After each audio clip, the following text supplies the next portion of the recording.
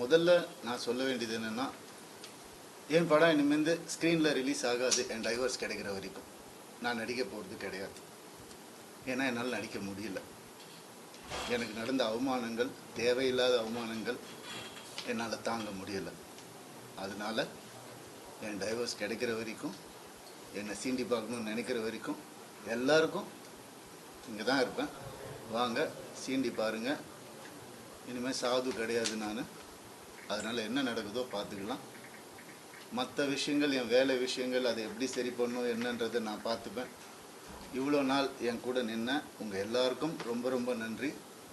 என்றைக்கு என் டிவோர்ஸ் கிடைக்குதோ, என்றைக்கு என் பர்சனல் லைஃப் சரியாகுதோ, என்றைக்கு இந்த சைபர் புல்லிங் எல்லாம் நிற்குதோ, எல்லாத்தையும் நான் பார்த்துட்டு தான் இருக்கிறேன். எல்லாம் எனக்கு வரும். எனக்குன்னு இருக்கிற ஒரு சில டீம் இருக்காங்க.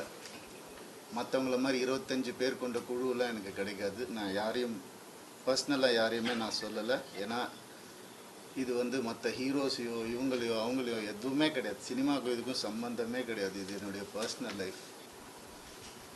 சத்தியம் நிலநாட்டணுன்ற ஒரே காரணத்துக்காக தான் நான் குவைட்டாக இருந்தேன். எல்லாம் வருது. உங்களுக்கு சர்ப்ரைஸ் வெயிட்டிங்ஸ் இல்லதெல்லாம் வெயிட் பண்ணுங்க. கொஞ்சம் எனக்காக பொறுமையாக இருங்க. அதான் ஃபெமினிசம். என்ன நினைச்சிட்டு இருக்கீங்க ஃபெமினிசம்னா? நான் யாரு? நானும் ஃபெமினிஸ்ட் தாங்க. எப்படிங்க என் குடும்பத்தை நான் அகைன்ஸ்டா எப்படிங்க பேசுவேன்?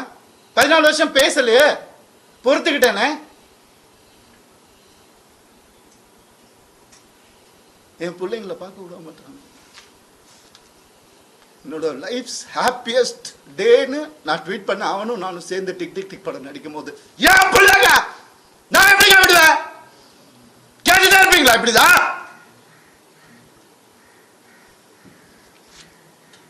50 லட்சம் ரூபா தெரியுமா? 2 பேர் ஸ்கூல் ஃபீஸ். எத்தனை வருஷம் நான் கட்டி பார்த்துட்டு இருக்கேன். அவங்களுக்கு நல்ல லைஃப் கிடைக்கணும்னு. குழந்தைங்க பத்தி, என் பாசத்தை பத்தி பேசாதீங்க. உங்க யாருக்கும் எதுவுமே தெரியாது. டெய்லி நைட்டு உட்காந்து அவன் செஸ் கத்துக்கிறான். என் சின்ன பையன் டெய்லி உட்காந்து விளையாடுவான். அவன்கிட்ட தோத்து போவேன் நான். என்ன சொல்றீங்களா? குழந்தைங்க மேல அன்பு இல்லைன்னு பார்க்க விட மாட்டாங்க. போன் கான்ஃபிஸ்கேட் பண்ணி வச்சிருக்காங்க. ஸ்கூலுக்கு பாடி கார்டு அனுப்புறாங்க.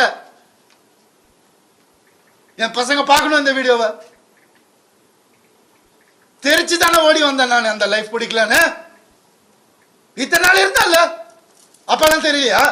நான் அப்பெல்லாம் பார்த்துக்கல. எவ்வளவு கோடியில வீடு என்ன கேளுங்க போய் வெளியில. ஈஸியாரே சொல்லும். யாருக்காக? எல்லாம் அவங்களுக்காக தான் நான் பண்ண. இருக்கும் போது பார்த்துக்க முடியல. நான் இல்லாதப்ப மூடிட்டு இருக்கணும். ஒரு குழு அமைச்சு இவங்களை இப்படி காசு கொடுத்து இவங்கள அப்படி எனக்கு தெரியாத அதெல்லாம் பண்றதுக்கு பிறந்து வளர்ந்தவன் சொல்லி கொடுத்ததே நான் தான். ஏன் தெரியுமா? நான் திரும்பி வந்த 6 மாசம் நான் காணாம போயிருந்தேன். வேணாம் தேங்க்யூ. இது ஃபெமினிசம். என்கிட்ட கேட்குறாங்க எப்படி அவன் வரான் பார்த்துடலாம் ஷூட்டிங்க்கு, ப்ரொடியூசர் ஆகினதே நான். என்கிட்ட கேட்குறாங்க யாராவது பார்த்துருக்கீங்களா? குடும்பமா ஒரு எக்ஸ் குடும்பம் வந்து இன்டர்வியூவில் வர்றது யாராவது பார்த்துருக்கீங்களா? எனக்கே தெரியாது. சர்ப்ரைஸ் தான். வந்து ஏன் மாப்பிள்ள, ஏன் இது, ஏன் அது, எதுக்கு? நான் பாட்டுக்கு தானே இருந்தேன். அப்படியே போயிருக்கலாமே. எதுக்கு சுரண்டி ரத்தம் வர்ற அளவுக்கு, உயிர் போகிற அளவுக்கு சுரண்டுனா என்னங்க பண்ணுறது ஒரு மனுஷன்? எனக்கு இப்படிலாம் பேச தெரியாதா?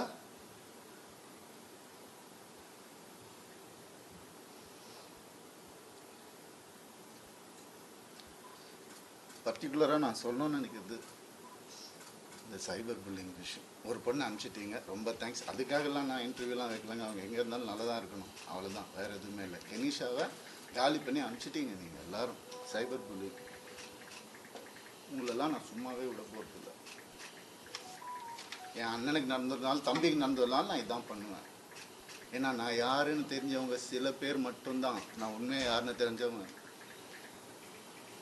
எனக்கு சப்போர்ட் பண்ணுறவங்க. எந்த ஹீரோவாவது இன்னொரு ஹீரோவை பற்றி சொல்லுவானா அவன் மனசால கூட யாருக்கும் கெடுதல் நினைக்க மாட்டான். என் கார்த்தி சொன்னான். நான் யார் பேரையும் எடுக்க விரும்பல. நண்பன் பிரபுதேவா சார் சொன்னார், ஐசிர் சார் காப்பாற்றினார் எனக்கு. கொஞ்ச நாள் வீட்டை விட்டு நான் எதுவுமே இல்லாமல் வந்தவன் நான். இப்போ நான் வாடகை வீட்டில் இருக்கிறேன். அவங்க எல்லாம் நல்லா இருக்கு. நான் கோடிக்கணக்கான காட்டின வீட்டில் நல்லா தான் இருக்கு. எனக்கு தெரியாதா வெளியே போன்னு சொல்லி எவ்வளோ நேரம் ஆகும் எனக்கு? என்னங்க இதெல்லாம்? ஒரு மனுஷனை நிம்மதியாக வேலை செய்ய விடாட்டி எப்படிங்க?